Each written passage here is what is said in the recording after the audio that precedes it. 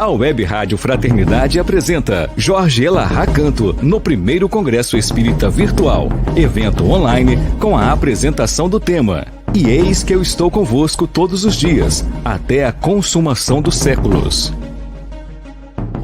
Eu passo a palavra para você. Fique à vontade, sinta-se em casa, tá? Olá, Rubens. Olá, Divina. Uma boa tarde extraordinária para todos nós que estamos aí sintonizados no primeiro céu virtual.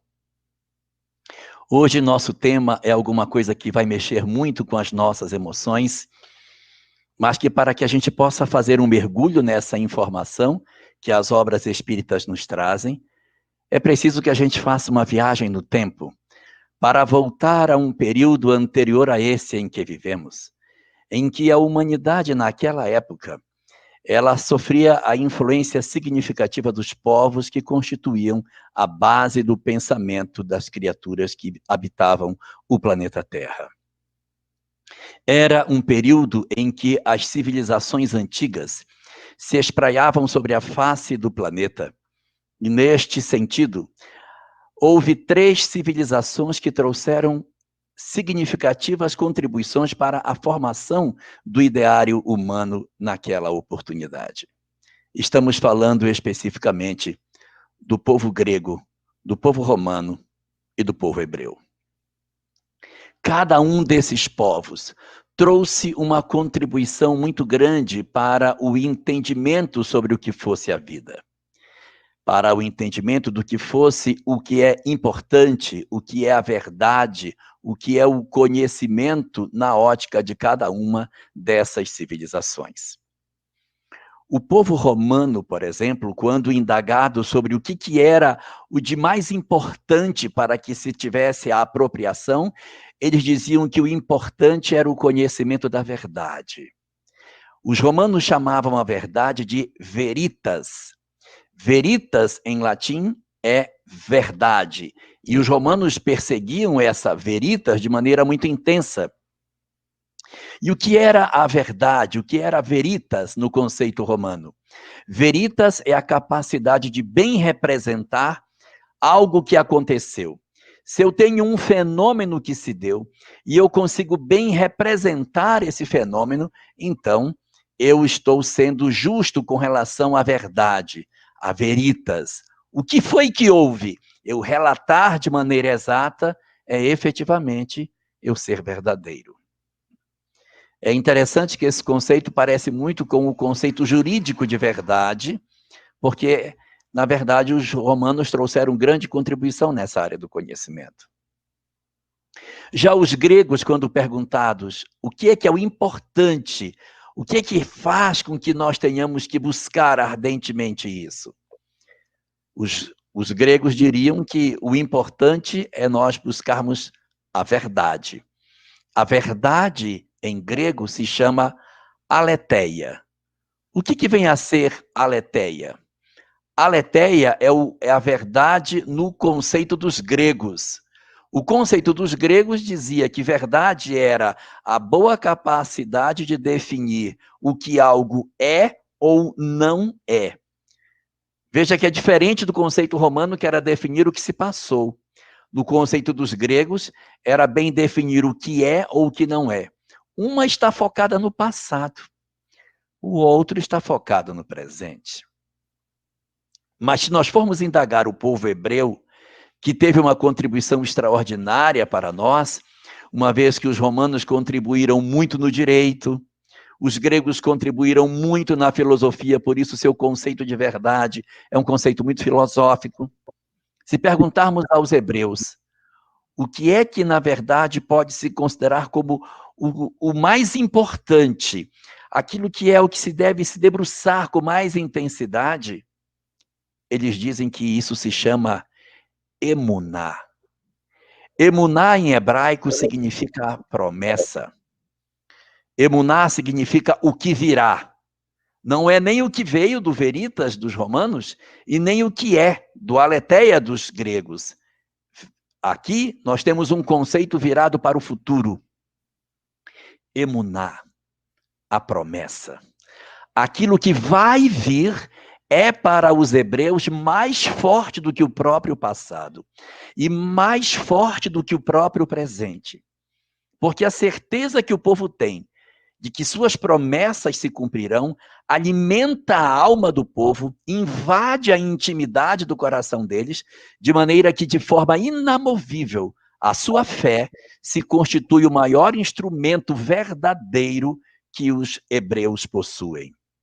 E é exatamente inspirado nesse conceito de promessa, nesse conceito do que virá, tendo certeza absoluta de que as promessas feitas através dos profetas, as promessas de Deus que vieram através dos profetas, que elas se cumpririam, é que a alma do povo suportou as diversas dificuldades que atravessou ao longo de sua história, os diversos processos de escravidão que atravessou durante longos e longos séculos, até que alcançasse um período em que havia se sedimentado na alma do povo a certeza de um fenômeno que iria se dar.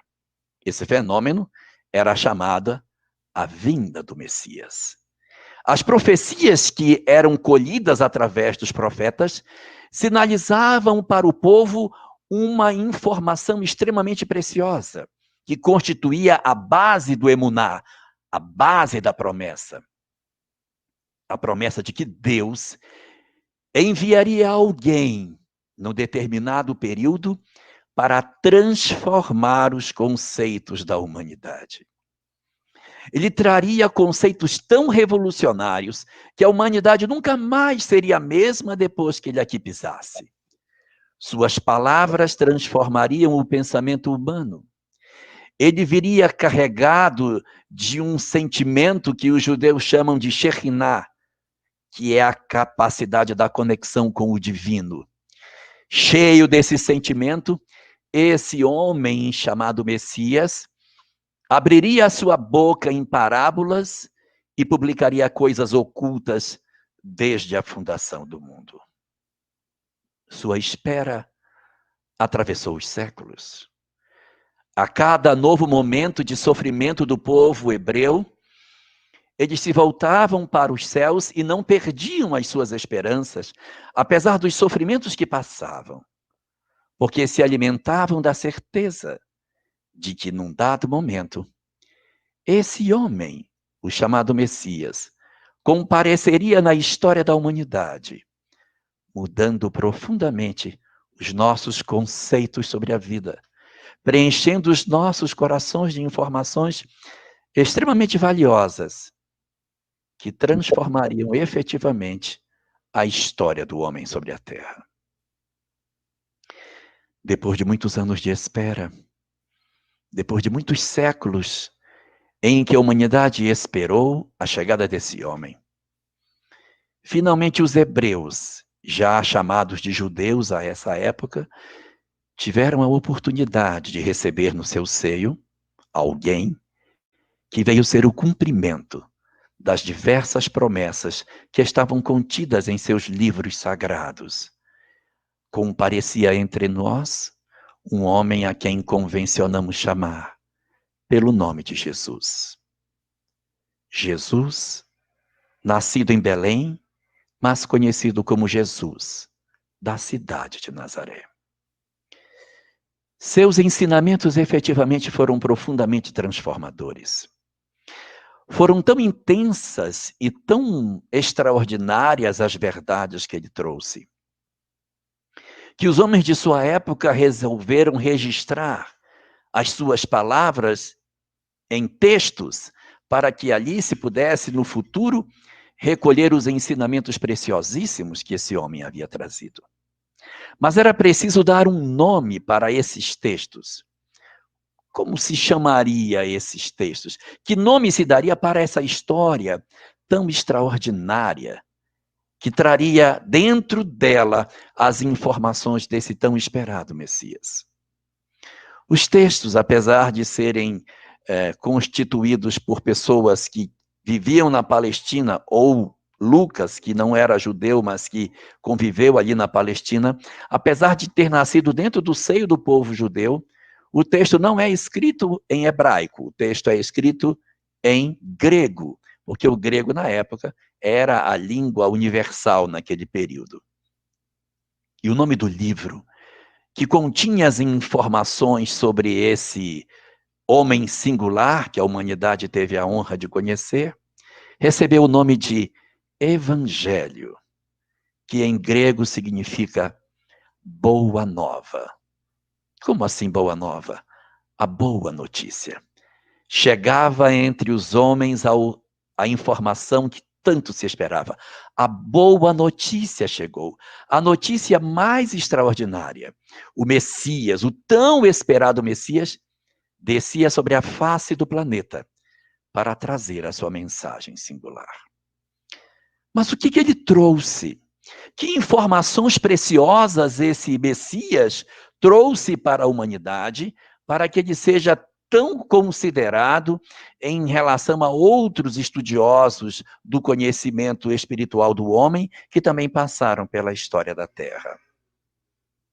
Esse Messias, chamado Jesus, apresentou uma doutrina que transformava profundamente os conceitos que os judeus conheciam. Se nós pudéssemos resumir a mensagem trazida por Jesus, nós poderíamos elencar 5 pontos essenciais nos quais se apoiariam as verdades de Jesus. A primeira delas, uma revisão completa da relação do homem com Deus. Até Jesus, os homens tinham uma distância imensa de Deus. Chamavam-no apenas de o nome, Hashem. O nome, aquele nome que não pode ser pronunciado. Havia um respeito excessivo pela figura do Criador, a ponto de o Criador ser chamado de o nome, aquele nome que não pode ser falado. E quando estavam dentro da sinagoga, tinham a honra de poder chamar o nome de Adonai, ou seja, Senhor. Os judeus não podiam sequer chamar Deus de Senhor fora de seus espaços religiosos. Era uma distância muito grande entre Deus e os homens. Jesus então comparece e transforma profundamente tudo isso, aproximando o homem de Deus, chamando-o de Pai, e dizendo que todos nós somos efetivamente seus filhos. Era uma mudança muito profunda. O segundo ponto essencial de sua mensagem, que é o pilar central de tudo que ele falava, era a excelência do amor. A busca da transformação do homem na direção do amor. Um amor que levava às raias do impensado para o povo hebreu. A ideia de amar os próprios inimigos. O amor ao próximo tornou-se amor ao outro, porque não era só mais o próximo, era todas as criaturas. Ele distendeu o conceito de amor que Moisés havia trazido, tem que amar o próximo que está pertinho. Ele disse, não, o amor é ao outro. E o outro se estendeu até para o inimigo. O perdão se viu por dentro do próprio amor. Era a primeira vez que dentro de Israel se falava da proposta de se perdoar a quem nos houvesse ofendido. Transformação profunda de conceitos. Ele veio levantar um terceiro ponto, a igualdade entre as criaturas, a igualdade entre os homens, acabar com as distâncias que existiam entre ricos e pobres, homens, mulheres, judeus e estrangeiros, somos todos iguais. Ele traz todas as criaturas para o mesmo patamar, eleva os caídos, dá socorro às pessoas que se encontram humilhadas. Então, ele veio promover um sentido de pertencimento e de autoestima para a criatura humana, levantando a proposta da igualdade entre os homens. O quarto ponto que Jesus levantava dentro de sua doutrina era um conceito profundamente revolucionário para os judeus. A ideia da imortalidade da alma. A ideia de que os espíritos, na verdade, são a parte do homem que sobreviverá à matéria e que, por conta disso, nós poderemos, a partir dos conceitos que Jesus nos apresenta, entender que a morte não é o fim de todas as coisas, mas que temos uma fração de nós, a nossa fração mais verdadeira, o nosso eu verdadeiro, que sobreviverá à morte do corpo e partirá na direção da vida espiritual. O conceito da imortalidade, sacramentado pela sua própria condição de reaparecimento após a crucificação, é o coroamento divino da imortalidade da alma. E o último dos princípios que constituíam os pilares essenciais das verdades de Jesus era uma proposta profundamente consoladora. Nas falas do Cristo, havia sempre consolo no fundo das suas propostas. Vinde a mim todos os que estáis cansados e aflitos, e eu vos aliviarei. Seu evangelho, portanto, é um hino de amor, uma proposta de transformação muito significativa dos conceitos que existiam à época. Portanto, nós podemos dizer que sim, indiscutivelmente, a vinda do Messias é uma boa nova, é uma boa notícia, pelas diversas mensagens consoladoras e de revisões que ele propunha, inspirando o homem ao caminho do amor. E o mais surpreendente de tudo é que o evangelho mais longo, a narrativa mais longa sobre a história de Jesus, o chamado Evangelho de Mateus, que trata de sua infância, de sua vida pública, que apresenta o Sermão da Montanha, o seu maior discurso conhecido, que traz o sermão profético, o seu último discurso já proferido já naquela última semana em que ele estava em Jerusalém, um evangelho rico de inúmeras informações preciosas, encerra o seu texto, fecha o que fosse a boa nova, encerra como última frase do seu evangelho, dizendo: e eis que eu estarei convosco todos os dias, até a consumação dos séculos. É uma frase profundamente consoladora, porque depois de tudo que ele deixou de mensagens de consolo, ele deixa como último recado: não vos abandonarei, eu estarei convosco.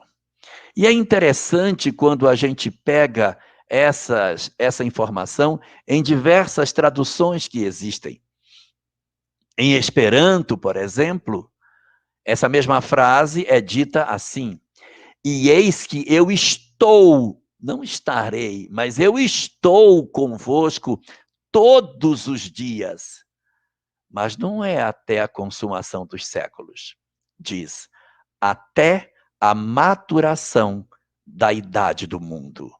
Não é interessante? Até a maturação, até o amadurecimento da idade do mundo. Não fala de século, não tem século, porque nas traduções em português fala muito de até a consumação dos séculos, como se os séculos fossem ser consumidos, fritados, para consumir os séculos. E se a gente for pegar esse mesmo texto em grego, que seria o mais interessante, não está dito isso também lá. No finalzinho, quando fala até a maturação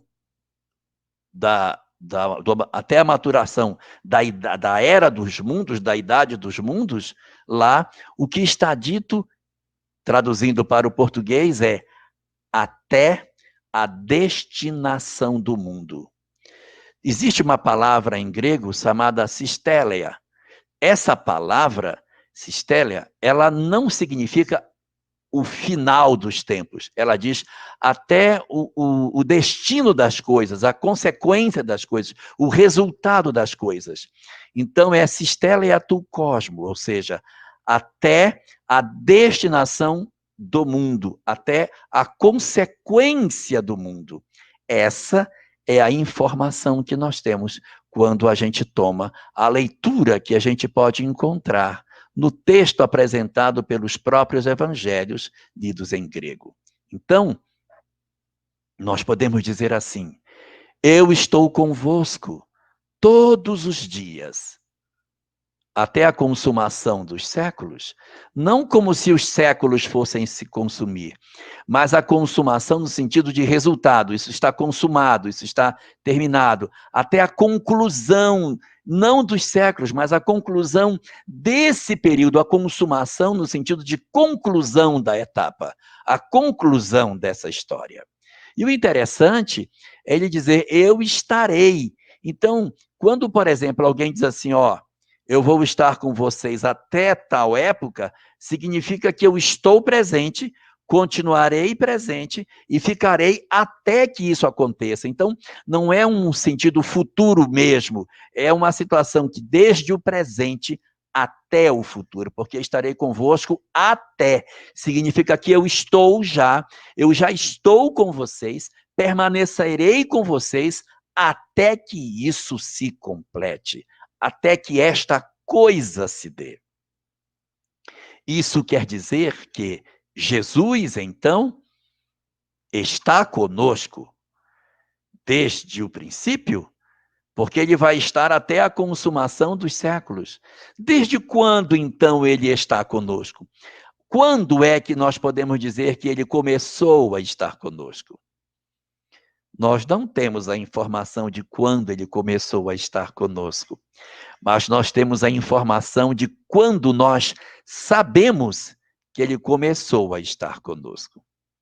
A obra Caminho da Luz, de Emmanuel, no seu primeiro capítulo, fala que Jesus, esse chamado Messias, é reconceituado não mais como simplesmente o Messias, ele é reconceituado como o governador planetário. O que seria um governador planetário?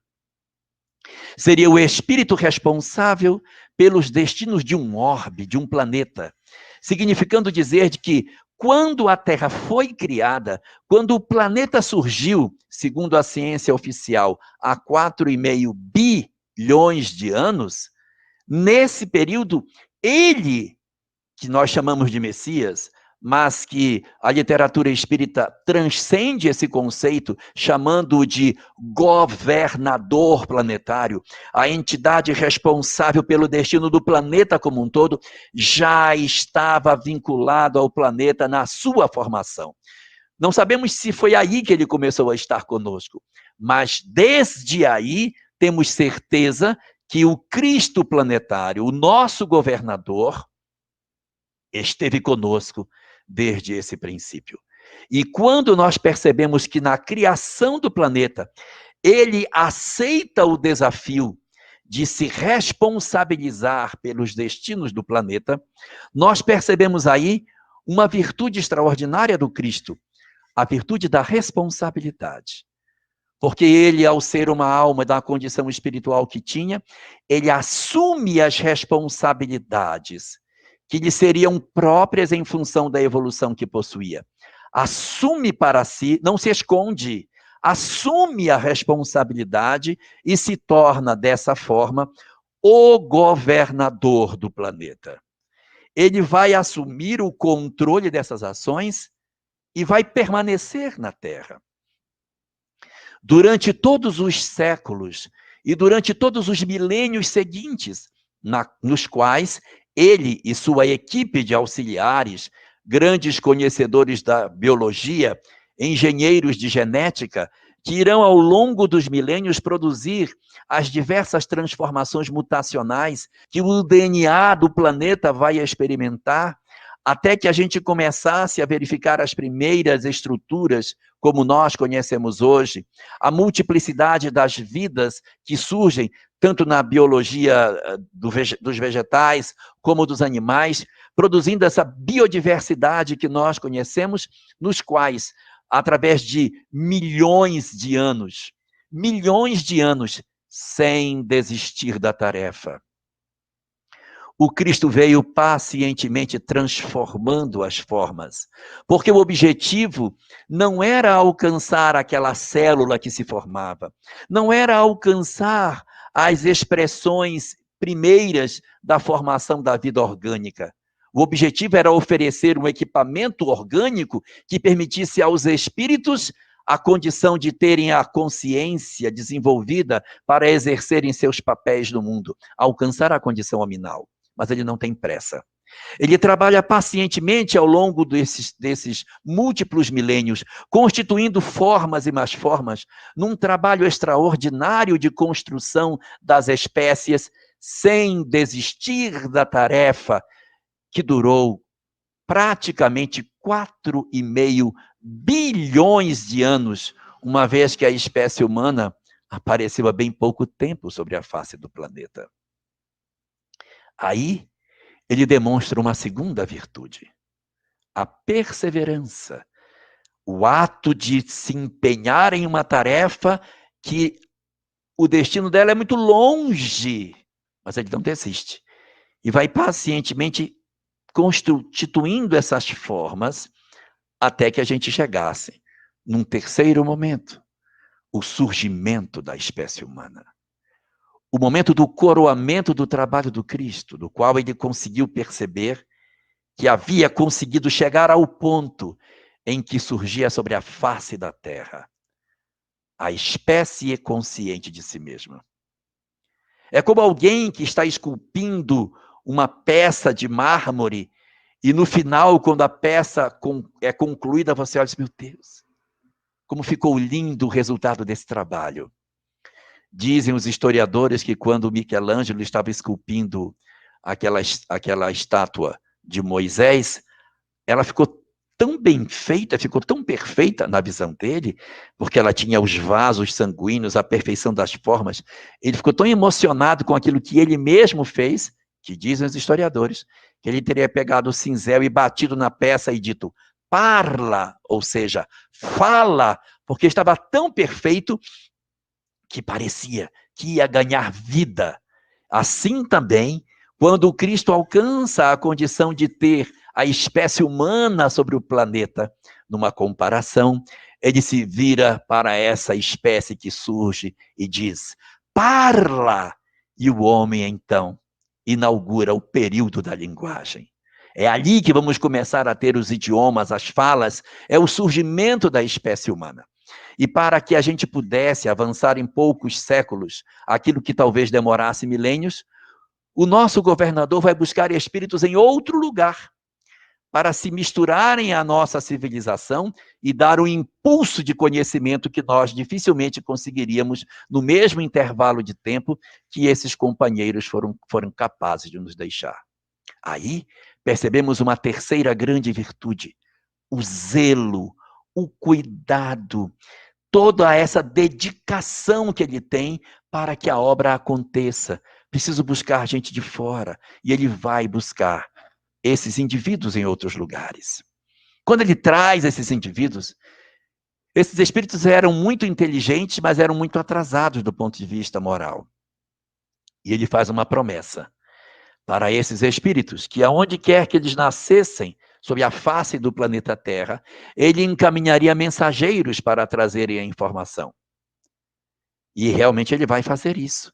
Ele manda Buda, manda Krishna, manda Sócrates, manda Zaratustra, diversos homens em diversos lugares do planeta para ensiná-los as verdades. Vem Moisés, ele vem trazendo vários e vários reveladores para que a humanidade descubra revelações que eram trazidas para povos específicos. O Krishna veio para a Índia, o Buda veio para o Nepal, Sócrates veio para a Grécia, Moisés traz a primeira revelação universal, não vinha somente para os hebreus, mas seus 10 mandamentos se espalhavam como revelação universal, podendo ser absorvida, portanto, por todos os povos da terra naquela época. Aí, quando ele manda esses mensageiros, ele demonstra uma outra característica sua, uma quarta característica, o compromisso com a sua palavra. Ele disse que faria, e assim ele fez. Ele cumpriu com a sua promessa. E isso é muito belo, porque demonstra que ele está efetivamente compromissado com suas falas, com as suas promessas, com aquilo que ele diz. Ele disse àqueles que migravam para cá que ele daria a eles a condição de um mensageiro que traria a informação espiritual para eles, e assim o fez. Depois de mandar tantos mensageiros, ele mesmo, o próprio governador do planeta, começou a mandar mensagens dizendo que ele viria. Os profetas recolhiam fragmentos do seu planejamento espiritual, retalhos, pedacinhos, como se fosse um grande quebra-cabeça. E lendo esses pedacinhos, os judeus começavam a se preparar para a vinda do governador do planeta, a quem eles chamavam de o Messias, o ungido de Deus. E ele então veio. Ele veio cumprindo as profecias. Ele veio em cumprimento ao emuná, mas veio também para trazer a mensagem do amor. Quando ele renuncia às suas grandezas celestes, à excelsitude dos lugares, da convivência dos anjos, para se enfrascar num corpo de carne, para trazer pessoalmente a mensagem do amor. Encontramos aí a excelência da virtude do amor expressada nas suas ações. Vamos ver aí, na hora em que o Cristo assim faz, a expressão específica da tentativa de trazer aos homens uma nova expressão do amor para que eles pudessem se libertar das suas imperfeições. Aqueles antigos migrados que ainda não tinham conseguido encontrar a porta da chamada, entre aspas, salvação, encontram em Jesus a mensagem límpida daquilo que se deve viver para poder libertar as nossas almas das nossas imperfeições. Ele assim comparece no planeta, revolucionando os conceitos que a humanidade possuía sobre tantas coisas, inaugurando uma era nova de conhecimento sobre a Terra e transformando profundamente todas as verdades que o homem tinha sobre o que fosse a vida. É na mensagem de Jesus que vamos ficar tão impregnados da ideia do amor, que a partir dali, seus discípulos iniciariam um grande processo de socorro ao semelhante, aos miseráveis, aos famintos, aos desgraçados, sem nenhum demérito a nenhum dos outros reveladores que vieram antes dele, como Krishna, Buda, Sócrates, Zaratustra, Hermes Trismegisto e tantos outros. Jesus é o único que traz uma mensagem de amor tão intensa que os seus discípulos, ecoando as suas palavras, abrem casas de socorro aos miseráveis, aos famintos, aos desgraçados, aos desvalidos, condição essa que não aconteceu em nenhum dos outros reveladores, que seus discípulos, recebendo as mensagens excelentes que eles lhes trouxeram, abriram espaços para o estudo, para a meditação e para a busca do eu interior, sem que se percebesse a importância do próximo para o nosso processo de libertação espiritual.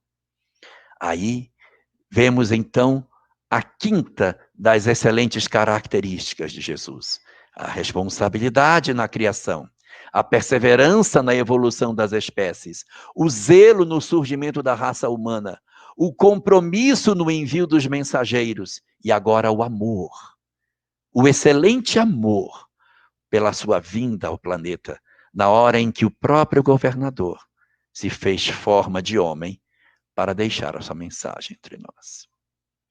Mas as suas virtudes não ficariam por aí, porque ele teria uma sexta virtude para apresentar em seguida. Sua mensagem, toda calçada no amor, se corromperia. Os homens utilizariam de sua mensagem para promover guerras, para torturar pessoas, para encaminhá-las para a fogueira, para estabelecer processos de tortura e de miséria moral durante longos e longos séculos da humanidade. Em nome do Cristo, nós desembainhamos as espadas e matamos as outras pessoas. Em nome do Cristo, nós queimamos os outros nas fogueiras e nos calabouços dos templos religiosos. Criamos instrumentos de tortura para que as pessoas que não fossem alinhadas com o pensamento religioso da época encontrassem sofrimentos indescritíveis, simplesmente porque na nossa visão nós entendíamos que eles estavam interpretando errado a mensagem do Cristo. Quando falamos essas coisas, falamos isso porque temos a certeza de que não estamos falando de ninguém senão nós próprios, porque através dos conceitos da reencarnação, entendemos que nós, sim, muito provavelmente, estávamos entre esses contados que utilizamos-nos da mensagem de Jesus para enveredar por caminhos profundamente tortuosos. E o que fez Jesus quando percebeu isso? Ele demonstrou mais uma virtude extraordinária: a paciência. Porque diante de tantas dores, ao invés de destruir a humanidade, ele investiu um tanto mais, promovendo o renascimento com a encarnação de diversos gênios que transformaram a face do planeta. Em seguida, os enciclopedistas, os iluministas e os fenômenos de libertação do pensamento que culminaram com uma retomada da liberdade no mundo e a condição de reinterpretação de seus ensinamentos, permitindo que, no século XIX, a doutrina espírita então viesse e pudesse iluminar as nossas mentes, revisitando as mensagens de Jesus e trazendo para nós conceitos mais apropriados de suas palavras, despidos das liturgias, dos rituais e dos paramentos. Então, nesse período de apostasia, a paciência do Cristo é mais uma das virtudes extraordinárias. Mas ele ainda teria duas para nos apresentar.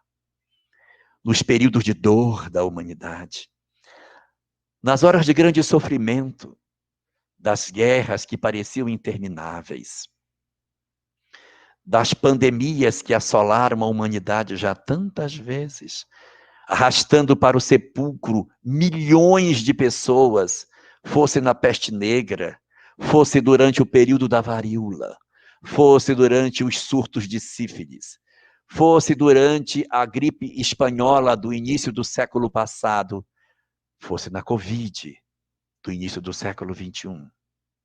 Nas pandemias, nas guerras mundiais que assolaram a Europa, destruindo milhões de pessoas, tanto a primeira como a segunda. Na Guerra dos 100 anos, em que Inglaterra e França lutaram por mais de 100 anos pela coroa da França. Ora, nesse período, o Cristo não desistiu da humanidade. Poderia ter desistido. Poderia ter dito, não tem mais jeito. Mas ele acreditou na capacidade de nós superarmos todas essas coisas. E movido pelo sentimento da fé, que é a certeza de um amanhã melhor, na certeza de que Deus, o soberano Senhor, possui mecanismos para o fenômeno de evolução de todos nós, sabendo que o nosso destino é a felicidade, que somos seres perfectíveis, que não possuímos somente corpos, mas almas, e que somos sim capazes de nos transformar, ele apostou na possibilidade de nós vencermos os nossos períodos de tirania, de violência que pareciam intermináveis. Quando observamos o período da Segunda Guerra Mundial, a sensação que se tem é que a humanidade vai entrar num fosso profundo e que não conseguirá mais sair da miséria na qual se havia projetado. Mas ele consegue trabalhar os recursos e resgata a humanidade das sombras e traz novamente para os trilhos da história. E por fim, coroando todas essas suas virtudes, nesses períodos que atravessamos atualmente, intitulados pelas religiões como sendo o final dos tempos, em que nós observamos o estertorar da nossa sociedade, apresentando sofrimentos, dores, angústias muito profundas, dores que a humanidade nunca imaginou que fosse atravessar. Nós vemos mais uma vez o Cristo comparecendo nesses períodos de final dos tempos para oferecer para nós mais um exemplo de suas virtudes, a misericórdia. Porque oferece às almas perdidas, enlouquecidas, enclausuradas no mundo espiritual, a chance de voltarem ao planeta mais uma vez, para que elas consigam efetivamente realizar o grande trabalho de transformação de suas almas.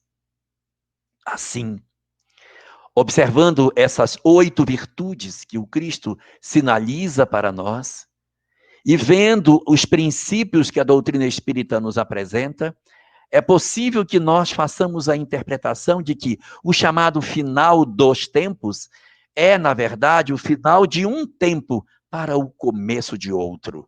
Porque se a vida é imortal, se a vida não cessa, e se o Cristo está conosco desde o princípio, não é esse momento que vivemos que será o término de todas as coisas. Ele será o término de uma fase. Assim como a pré-história passou, esta fase também passará. Sim, 1000 vezes sim. O que as religiões acenam como sendo um período típico de transformação da humanidade é verdadeiro. Nós iremos atravessar, sim, mas vejamos como o Cristo é misericordioso, como ele tem uma visão tão extraordinária de como é que nós temos que trabalhar a vida. Dentro do Novo Testamento, que é a mensagem que traz as suas ideias, o seu pensamento, onde está contido os evangelhos, dentro do Novo Testamento, o último dos livros se chama Apocalipse. O livro do Apocalipse. Em que as pessoas costumeiramente leem e se apavoram. Tem medo por conta dos cataclismos, das desgraças, da fome, da miséria, de tudo. E encontram no Apocalipse uma visão desgraçadora de tudo. Mas é uma leitura míope. Porque o objetivo do Apocalipse não é ameaçar a criatura humana, não é colocar medo no ser humano. A mensagem do Apocalipse é uma mensagem de consolação, porque o término do Apocalipse não é o sofrimento. O término do Apocalipse é a informação preciosíssima que nós também encontramos na mensagem espírita de que a Terra será renovada. O Apocalipse não termina na desgraça. Fim do mundo. Não, não, 1000 vezes não. O Apocalipse termina na paz. Só que o Cristo, para nos consolar, manda o Apocalipse para dizer, gente, vai ter uma série de sofrimentos, mas no final vai dar certo. Vai dar tudo certo no final. Não se assustem. Imagine se não tivesse o Apocalipse. Apaga, não tem Apocalipse. A gente vê isso, então estamos indo para o caos. Vai se acabar tudo. Não tem como consertar. Mas o Apocalipse é a mensagem consoladora que diz, gente, vai ter sofrimento. Vai ter sofrimento. Mas no final, o que vai acontecer? Os maus serão retirados do planeta e os bons permanecerão e a Terra se tornará um local melhor. Isso é ou não é consolador? Isso é extraordinário. Isso é uma mensagem maravilhosa que nós temos para reinterpretar. É preciso que nós ressignifiquemos o que significa o Apocalipse, ao invés de ser uma mensagem de temor, olhar como uma mensagem de amor, porque é uma mensagem sinalizando um período de misericórdia. De que forma? Existem muitas almas no mundo espiritual perturbadas, enlouquecidas, cheias de diversas mazelas, pessoas que são apaixonadas por dinheiro, que são capazes de matar, escravizar, mas elas precisam reencarnar. E como a janela desse tempo está se fechando, elas precisam vir. Nossa humanidade está cheia deles. Existem os outros que são ávidos pelo poder, são capazes de matar, de destruir, para assumir o comando das massas, para tiranizar, para oprimir. Esses estão no mundo espiritual, mas eles precisam de uma chance. Eles precisam reencarnar. A janela está fechando. O que faz Jesus com a sua misericórdia? Manda que eles reencarnem. Traz essas entidades também para o nosso planeta. Existem aqueles outros enlouquecidos envilecentes, os que possuem as suas emoções afetivas profundamente desequilibradas. Essas entidades, vinculadas a processos obsessivos muito profundos na área da sexualidade, também precisam de uma chance. A janela está fechando. Eles precisam vir. Então renascem também e se misturam a esses outros.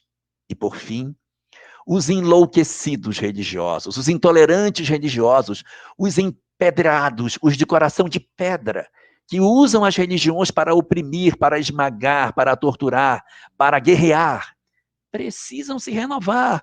E a janela está fechando. Então o que faz o Cristo por misericórdia? manda também esses para nós.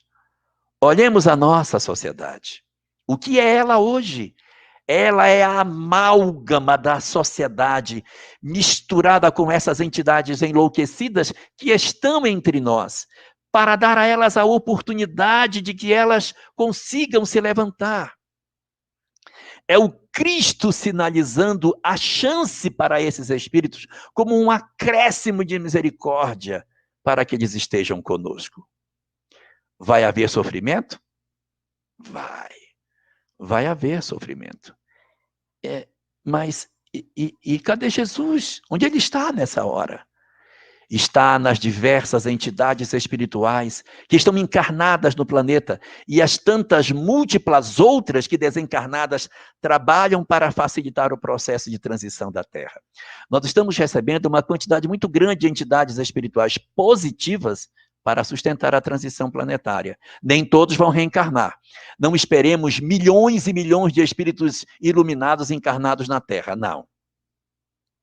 Esperemos milhões e milhões de espíritos desencarnados auxiliando o processo de transformações e alguns milhares encarnados entre nós para nos auxiliar o processo de transformação. Se eles vierem aos milhões, eles é que vão fazer a mudança e não nós. Então eles não podem vir em grande quantidade. Quem tem que fazer a transformação somos nós. Eles apontam o rumo e nós seguimos nessa direção. E nós, nesse cenário? O que a gente tem para fazer nesse espaço que o Senhor nos concede? Porque, olha, é muito sofrimento, é muita dor. Nós vivermos na humanidade hoje encarnados, misturados com esses enlouquecidos do dinheiro, do sexo, do poder, os perturbados da religião, é pesado demais. Está muito pesado. O que a gente pode fazer? O que pode fazer? Diz a doutrina espírita que Jesus é o modelo e guia do homem. Sabe o que é modelo? Modelo é aquilo que você se espelha. Então, o que ele espera de nós? Que nós nos espelhemos nele e vivamos essas 8 virtudes que o Cristo deixou conosco. Que nós assumamos, portanto, as nossas responsabilidades com os nossos lares, com o nosso trabalho, as nossas responsabilidades individuais, que nós não fujamos dos nossos compromissos, que nós sejamos responsáveis. Eu sou capaz de fazer isso? Assim como o Cristo recebeu o planeta, eu sou capaz? Assuma, você é capaz de fazer. Faça. Persevere também. A segunda virtude é a perseverança, que nós perseveremos, não desistamos pelo meio, não abandonemos família pela metade, não larguemos as mãos daqueles que precisam de nós. Auxiliemos perseverantemente, que nós não desistamos pelo meio da jornada. É isso que ele espera de nós. Espera a terceira virtude, o zelo, o cuidar com carinho. Não faça as coisas de má vontade, faça as coisas com prazer. Se você vai trabalhar, faça bem feito o seu trabalho. Se você vai cuidar de um filho, cuida bem feito. Faça com entrega o que você faz. É a única condição que nós temos para ter paz de espírito. Se a gente fizer as coisas de má vontade, não vamos ter paz de espírito. A paz de espírito vem quando a gente faz as coisas de boa vontade. E eu não estou inventando.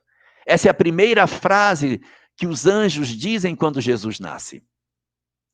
Glória a Deus nas alturas e paz na terra para quem? Pois é, para os homens de boa vontade. Então, se você quer ter paz, faça de boa vontade, porque fazer as coisas de má vontade pelo meio, sem querer terminar as coisas, você não vai ter paz. Quer ter paz? Faça tudo. Quinto compromisso, quinta virtude, o comprometimento com as nossas palavras. Seja o vosso falar sim, sim, não, não. Sejamos como o Cristo, que disse, vou mandar os mensageiros e mandou, vou fazer e faço. Assumamos as responsabilidades, não transfiramos para os outros aquilo que é nossa responsabilidade. E aquilo que a gente tem para fazer, façamos. Vamos dar cumprimento àquilo que nós sabemos que nós dissemos que iríamos fazer. Não façamos pela metade as coisas. Terminemos o que está na nossa mão. Quinta dessas virtudes, vivência do amor. do amor no sentido do perdão, do amor no sentido de amar a todas as pessoas, de estendermos um pouco mais de amor. Às vezes a gente poderia dar até mais amor em casa, mas a gente não dá. Eu posso fazer um pouco mais, então faça. Vai guardar amor para quê? Não guarde o amor que você pode dar. Você pode, então, dê. Você ama as pessoas, então diga que você ama, porque você vai guardar isso. Não gasta. Se você disser, eu amo você, não gasta. Se você abrir, não acabou. Você pode dizer de novo. Então, não tenha remorso de dizer, meu pai desencarnou, eu nunca disse que eu amava. Meu filho, eu nunca disse que eu amava. Então, diga. Diga para o seu cônjuge que está louco para ouvir. Diga que você o ama.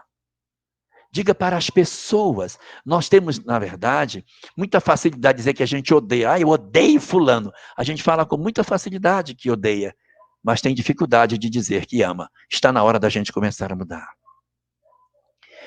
Sexta dessas características que o Cristo espera de nós nesse momento de transição, a paciência. Nós estamos muito impacientes nas redes sociais. Nós estamos muito enlouquecidos, criticando pessoas, falando mal dos outros. Nós não podemos fazer isso, nós temos que ser disseminadores da paz. E a gente fica o tempo todo, chega a pressão sanguínea até altera. Nós estamos desenvolvendo ódio por pessoas que nós nem conhecemos. Nós temos pessoas na nossa sociedade, pessoas de expressão do campo político, que nós estamos odiando. Olha que loucura, eu nem conheço a pessoa e eu odeio uma pessoa que eu nem conheço. Eu não quero desejar o mal a ninguém, Deus me livre, longe de mim. Mas a lei de causa e efeito tem um negócio interessante. É que quando a gente odeia, a gente atrai para próximo de nós essas pessoas que a gente odeia. Você já imaginou você odiar uma pessoa que você não conhece, não quer ouvir nem o nome dela, e na próxima existência você nascer filho dela? Não, não precisa ficar apavorado. Basta não odiar. Nós não estamos na Terra para isso. O conhecimento espírita não veio até nós para isso. Veio para nos desalgemar desse passado miserável que a gente tem. É hora de nós exercitarmos as virtudes que o Cristo nos sinalizou. Então, paciência. Paciência, gente. Paciência. Paciência em casa. Olha, o Cristo está há 4,5 bilhões de anos convivendo conosco e ainda não perdeu a paciência. Você recebe uma visita da sogra, uma semana depois você já está enlouquecido. Então, é o exercitar da paciência, vencer os nossos bloqueios emocionais. Sétima dessas virtudes, o desenvolvimento da fé, da certeza da mudança do homem. Nesses nossos períodos de cataclismos, de loucuras, de pandemias, não percamos a fé. Jesus está no leme. Ele está no meio de todas as coisas. Então não nos desesperemos. Mantenhamos a fé, nós não estamos à deriva. O governador do planeta está desde o começo conosco. Desde que o planeta se formou. Olha quanta loucura o planeta já atravessou. Ele está no leme. Agora ele está no leme, ele não abandonou o barco. Lembrem que quando ele estava no mar da Galileia, ele acalmou a tempestade. Ele não abandona o barco, ele está conosco. Nós precisamos usar as ferramentas que a gente tem. A certeza da imortalidade, a certeza de que Deus cuida de nós, de que os espíritos sabem o destino das coisas, e parar de se desesperar. Parar de odiar as pessoas porque a gente acha que fulano A, fulano B está fazendo isso, está fazendo aquilo. Não é nosso papel. Nós não contribuímos para a transição do planeta com esse pensamento odioso. A gente precisa contribuir de maneira positiva para as transformações do orbe. Não é assim que a gente auxilia a transição. Se nós perseverarmos nesse processo de odiar, nós poderemos ser enquadrados entre aqueles que não têm condição de ficar. Olha que loucura! Essas entidades perturbadas que estão no planeta é para nos definir. Então, nós estamos vivendo com esses companheiros exatamente para isso. Nesse período agora, do final dos tempos, da consumação dos séculos, é o período da transição planetária, em que essas entidades perturbadas estão conosco, é hora de nós exercitarmos a oitava dessas virtudes que o Cristo nos trouxe, a misericórdia. Usemos de misericórdia para com os outros. Não fiquemos nas redes sociais odiando. Não cultivemos sentimento de desamor. O mundo está precisando de paz, está precisando de amor. Façamos o nosso papel. Nós não somos espíritas à toa. Essa informação não nos chegou para que nós engrossássemos a fileira do ódio, mas que nós fôssemos os dissolvedores dessas energias negativas. Que nós sejamos, portanto, pacificadores, porque eles serão chamados filhos de Deus. O nosso papel na terra hoje é pacificar, não é inflamar. Então, nos espelhemos nessas virtudes que o Cristo nos colocou e ouçamos a sua mensagem nos nossos ouvidos, dizendo que ele não nos abandona, porque ele estará conosco. Porque, segundo o Evangelho de Mateus, disse Jesus, porque eu estarei convosco até a consumação dos séculos. Mantenhamos a fé, o propósito firme e colaboremos com o Cristo, utilizando-o como modelo e guia para a nossa vida e dando o nosso contributo para a transformação do planeta. Uai, já acabou?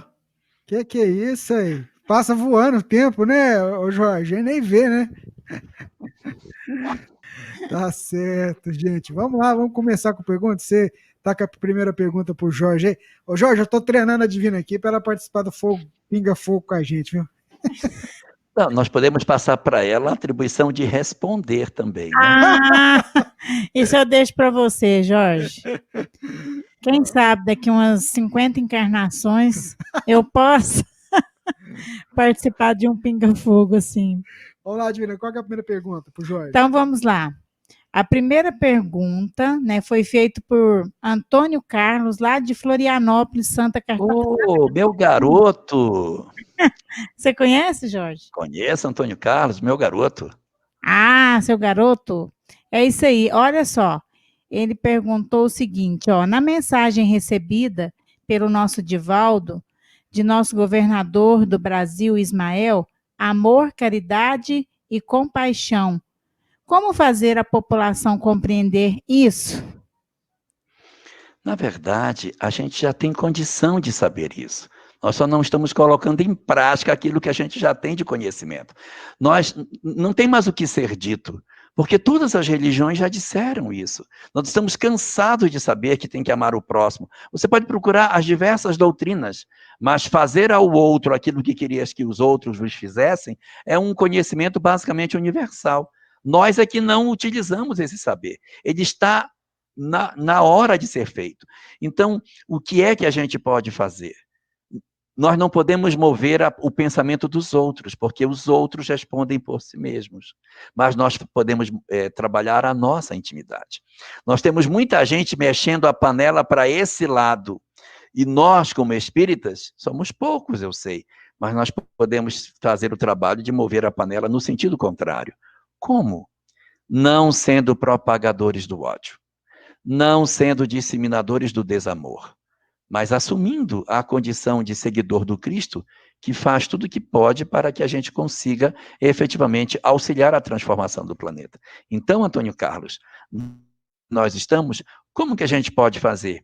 Exercendo no nosso espaço de influência o que a gente pode fazer. Nós não podemos nos desesperar quando o mundo não segue numa determinada direção. Eu não estou querendo falar assim de uma forma egoística, mas a salvação, processo de transformação, de transição planetária, ele é um processo individual.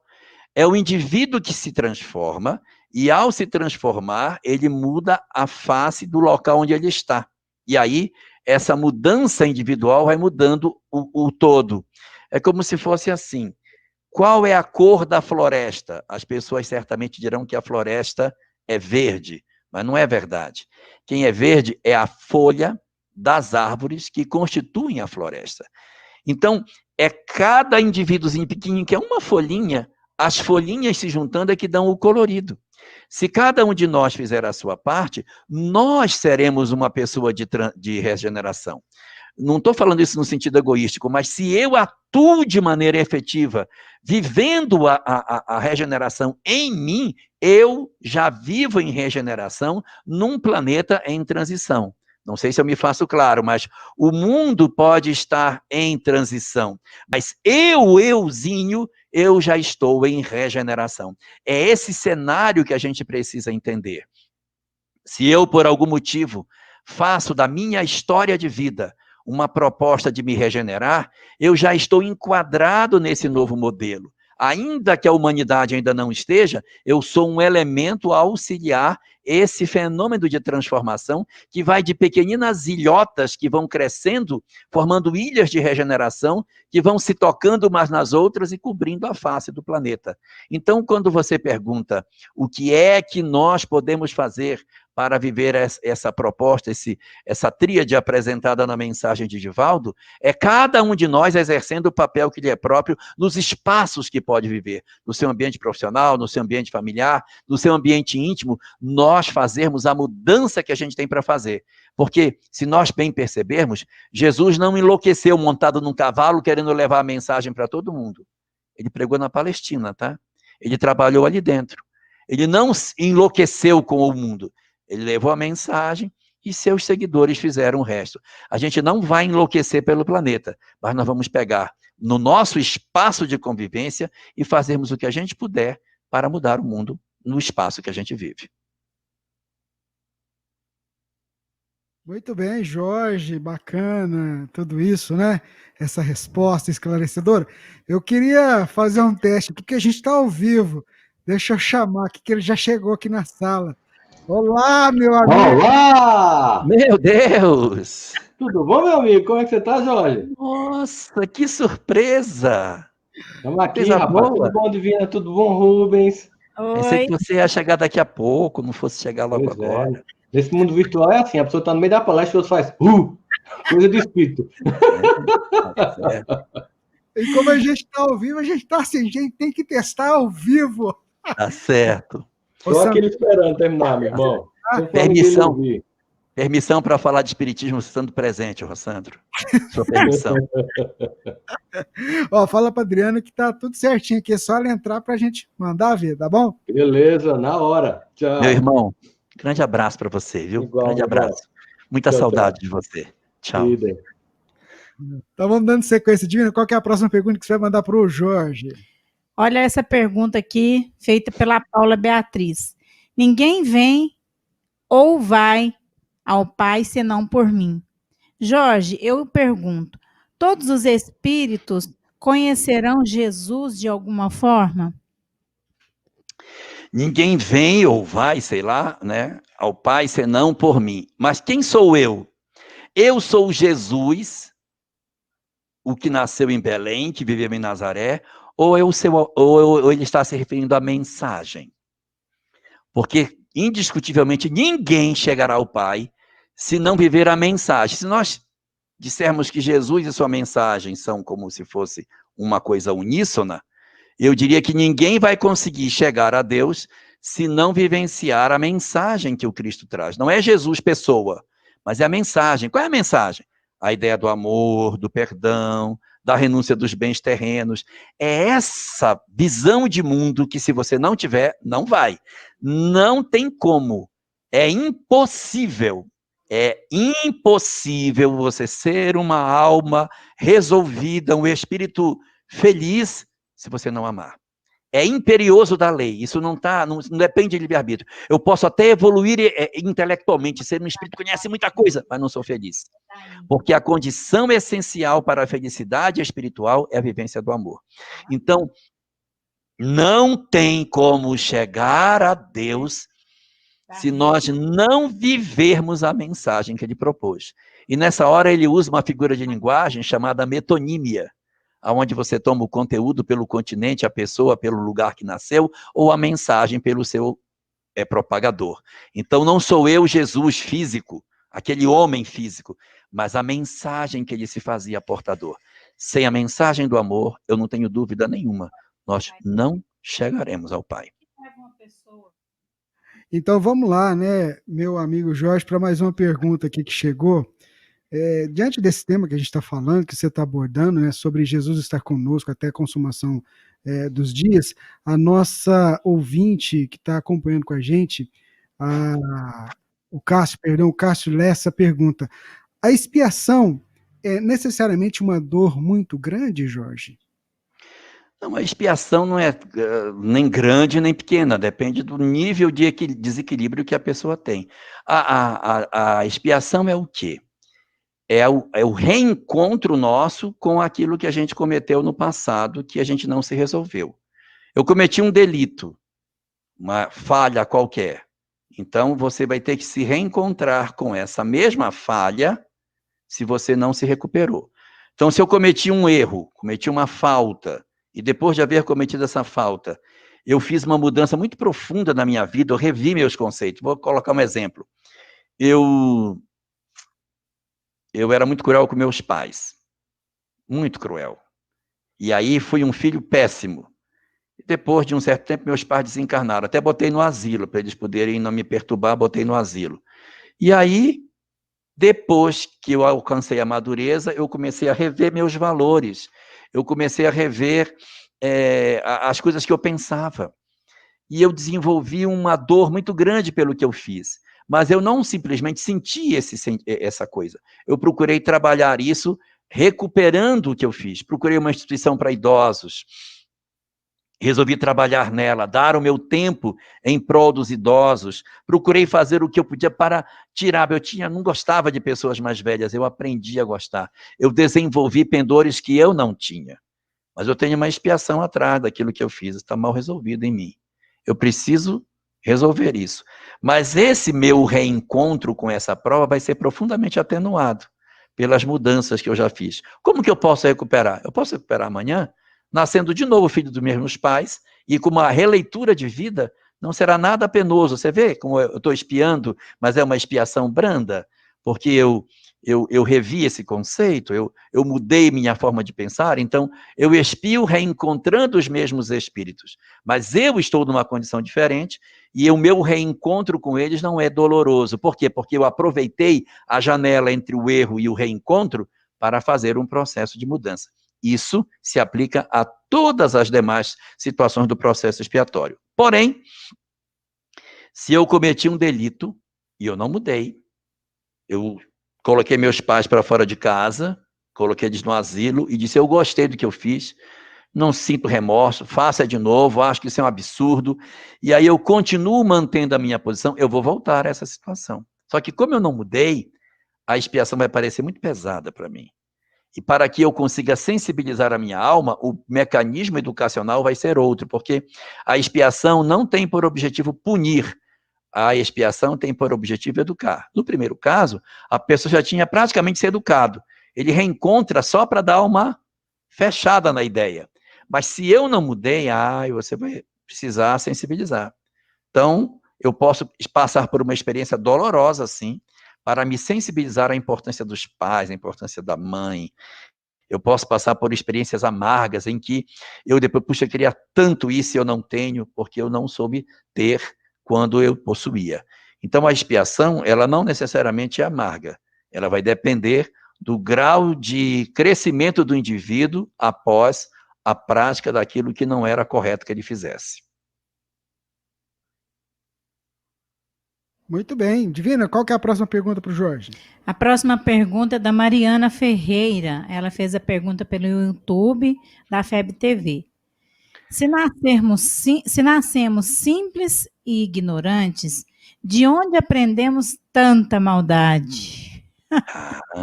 Pois é, né? O nosso equívoco está em achar que nós somos a verdadeira expressão dos espíritos do universo. Nós não somos. Nós somos a expressão de uma fração dos espíritos do universo. Na Terra encarnam espíritos difíceis. Nós não somos a boa amostra, nós somos a má amostra. Não é necessário que por o planeta ser de provas e expiações, que a gente seja tão endurecido. É que a gente reuniu aqui as entidades um pouquinho mais complicadas. No livro Os Mensageiros, conta a história de uma colônia espiritual chamada Campo da Paz. Essa colônia espiritual é uma colônia bem menor do que nosso lar, e muitos dos que moram em Campos da Paz querem, como prêmio, conhecer nosso lar, porque nosso lar para eles é tido como um negócio extraordinário. Em Campos da Paz é uma colônia espiritual implantada dentro das trevas. num abismo de sofrimento miserável. Então, ali não é bem uma cidade espiritual, é quase como se fosse um hospital espiritual, cheios de postos de socorro em torno dessa cidade, mas a cidade não tem aquela coisa belíssima de nosso lar, com o bosque das águas, não, lá é serviço, é trabalho. Então, eles estão ali trabalhando, descendo nas furnas, pegando pessoas, o trabalho é socorrista, é um trabalho de socorro na escuridão.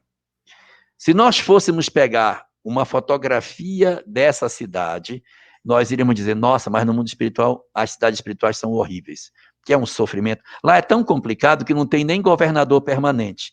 Quem governa a cidade passa um tempo ali, depois, olha, agora eu volto, e outro vem me substituir porque já passei um tempo aqui, agora eu volto porque é muito pesado, muito denso.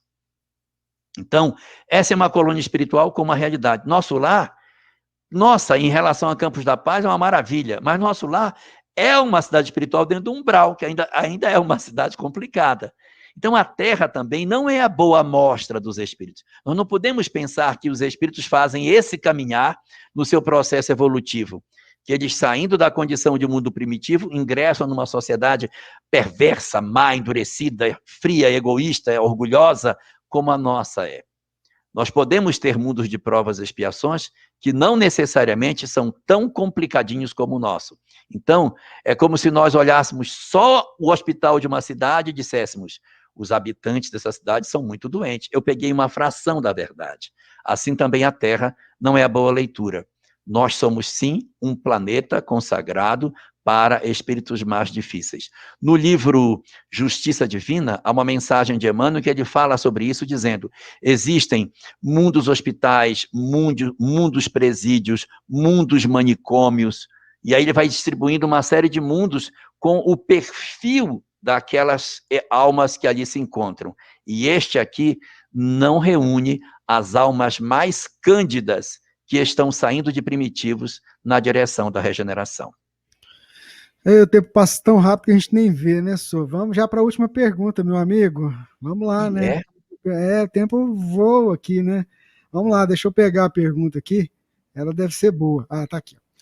A Lúcia Regina está acompanhando a gente e ela faz uma pergunta interessante. Jorge, como aceitar as crianças famintas, de olhos esbugalhados, rastejando pelo planeta? Por favor, eu preciso entender. Está aí a pergunta da Lúcia Regina. Ah, Lúcia, pois é. Muitas pessoas poderão dizer que eles representam os ricos que estão reencarnados como pobres. Mas a conta não fecha, tá? Porque a quantidade de ricos que o planeta já teve foi muito menor do que a quantidade de pobres que a gente possui. E você vai encontrar no livro Reflexões Espíritas, capítulo 33, talvez a resposta para a sua pergunta. Mas eu vou tentar resumir para você. Ele diz que entre aqueles que passam por sofrimento, essas entidades que você está se referindo, existe basicamente dois tipos de entidades aí. Um primeiro grupo é esse que você está falando, que eu estava falando. Os espíritos que eram endinheirados, que não souberam lidar, exploraram os outros e estão reencarnados entre eles. São caracterizados por uma situação de rebeldia, de inaceitação, de revolta com a sua própria prova. E existe um segundo grupo de espíritos que estão passando por essa situação de fome, de miséria, de olhos esbugalhados, como você bem fala. Segundo a mensagem, não são os ricos, são as almas em processo de crescimento espiritual. Encarnaram na Terra em busca de experiências. Encarnaram na Terra para viverem as condições de crescimento espiritual natural da prova, não é da expiação, é da prova. Porque a humanidade terrestre já teria a condição de resolver o problema da fome do mundo, ou você acha que não tem alimento para todo mundo? A humanidade já tem alimento para todo mundo. Então, quando essas criaturas encarnam na Terra, elas encarnam por um processo provacional. E o que compete à humanidade? Resolver o problema deles. Nós já temos condição de resolver. Mas exatamente por nós sermos egoístas, orgulhosos, frios, indiferentes, despóticos, nós somos indiferentes ao sofrimento dos outros. e promovemos o processo de dor que a gente vê o nosso planeta possuir. E aí você entra num processo provacional, como nós não somos sensíveis a isso, essas criaturas, então, muitas vezes se tornam revoltosas. Ele chega a abordar as situações de periferia das cidades, em que você tem as cidades com uma periferia de pessoas em condição de pobreza. Todos esses que estão na periferia são para passar por isso? Não. Esses que são considerados mais abastados deveriam trabalhar para inserir os outros e reduzir as desigualdades sociais. Mas eles fazem muros, se isolam e promovem o processo de exploração nos outros, gerando neles revolta que amanhã desemboca no problema social que a gente assiste na nossa humanidade. Então, isso decorre do quê? Da nossa condição de perversidade.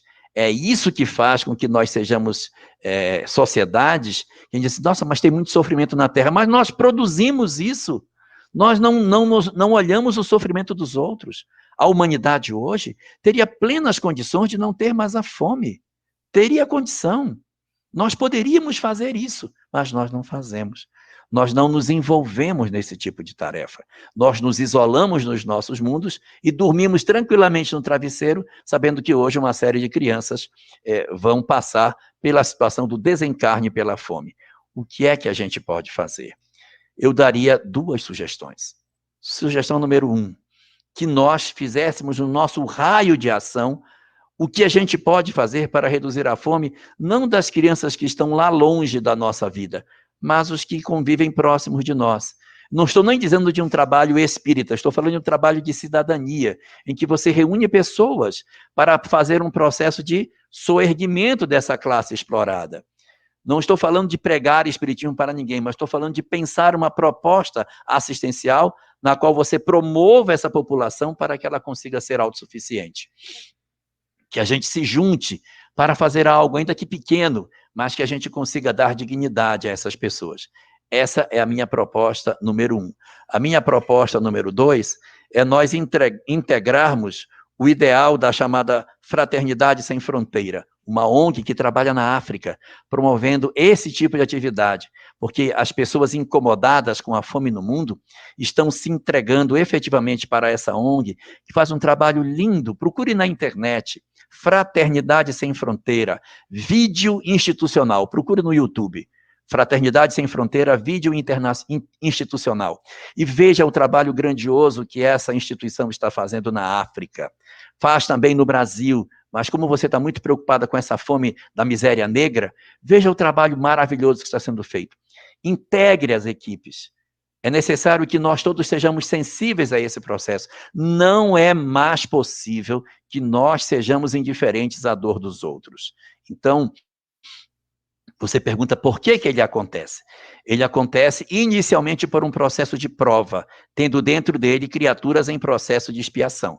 E como nós somos frios e indiferentes, nós ampliamos o sofrimento dos outros, promovendo miséria desnecessária no planeta e, consequentemente, alargando o período de sofrimento na Terra e trazendo para nós, pela nossa indiferença, processos de dores e karmas desnecessários que nós poderíamos resolver se nós fôssemos mais sensíveis à dor do semelhante. Acontece lá, mas ecoa dentro de nós. O que nós deixamos de fazer para o próximo conspira contra nós na nossa construção de uma sociedade melhor e na redução do tempo para alcançarmos a transição e a regeneração. Ah, Jorge, passa rápido, né, Sô? Ai, ai. Mas tá bom, foi muito bacana, foi proveitoso esses minutos, né, Divina? Muito mesmo, Jorge. A sua palestra, as suas respostas, toca lá no fundo do nosso coração. Obrigadão, viu? Nos faz repensar as nossas atitudes. Então, gente, olha, Jorge, fecha para nós então para a gente encerrar esse tema que você falou. Eis que estou convosco todos os dias, até a consumação dos séculos. Indiscutivelmente, não é mais tempo para que nós duvidemos da presença do espiritual nas nossas vidas. A introdução da obra A Caminho da Luz vem exatamente resgatar o ascendente espiritual sobre a história. para que nós não nos iludamos achando que a humanidade caminha às cegas, tateando pelo escuro. O governador do planeta atua diligentemente e todas essas questões que atravessam o nosso orbe não são de desconhecimento daqueles que coordenam a atividade da vida na Terra. Os auxiliares do Cristo atuam efetivamente, mas esperam de nós efetivamente a nossa ação. Porque Jesus diz: eu estarei convosco até a consumação dos séculos. Nós agora precisamos responder dizendo: e nós, Senhor, estaremos contigo também. Que gracinha. Meu amigo, até segunda-feira no Pinga Fogo, né? Se Deus permitir. Então tá bom. Um abração, fica com Deus, né, Divina? É isso aí, Jorge. Muito obrigada. Um abraço para você. Fiquem com Deus. Esteja sempre em contato com o bem. No site e no aplicativo da Web Rádio Fraternidade, você encontra orações diárias, palestras e estudos que te sintonizarão com os ensinos do Cristo. Para acessá-los, basta entrar no site www.radiofraternidade.com.br ou baixar o aplicativo da Rádio Fraternidade. Neles, você pode ouvir a rádio em tempo real ou acessar o nosso acervo, Web Rádio Fraternidade, a emissora do bem na internet.